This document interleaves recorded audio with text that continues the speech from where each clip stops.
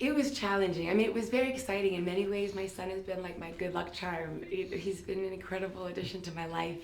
But when I got Mission Impossible, he was only 5 months old. So as you can imagine, I wasn't in super spy shape.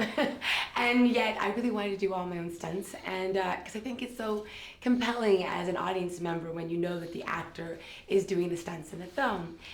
But I didn't know what I was getting myself into. It was really intense. I was athletic as a child, but this was like nothing I'd ever experienced before. It was 2.5 hours of martial arts and capoeira and boxing. We were always varying at kickboxing. And that first month was one of the most grueling months of my life. I mean, it was painful. It was very painful. And I didn't know if I'd be able to make it. And then suddenly, by the end of the month, it was like a miracle happened, and it just started to work, and it got easier and easier. And so it was very empowering for a woman who had just had a baby to suddenly be able to do these physical feats. So I was quite thankful.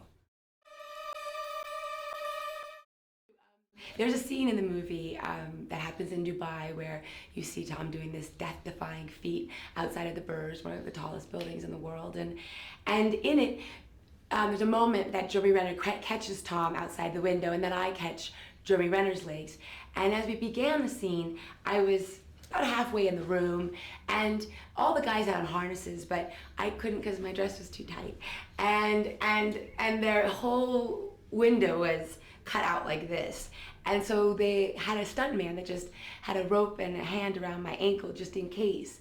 But as we got to take 6, I don't know how it was, but I found myself closer and closer to the window, so close that eventually Tom was looking up at me going, "Hey, Paula, how you doing?" And that's when I realized, what have I done? I am really far out, and I hope that he's got a good grip.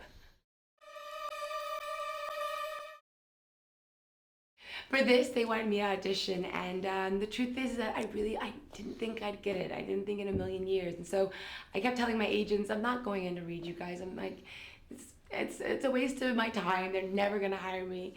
And they said, no, please go in. They want to see you. So finally I relented, and I'm so glad I did, because then I read for Brad Bird, our director, and then a couple days later I did a screen test with Tom.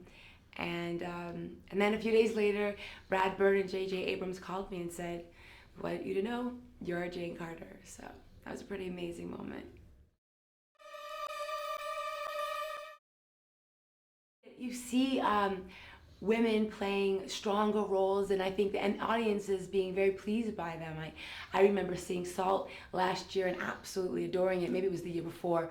I don't know. I've mommy brain, but and I think there's just something fun, because we've seen men do it for so long. I think that as audiences are always looking for new things they haven't seen or haven't seen much of, and so it's an exciting time, and I'm lucky that I get to be a part of that.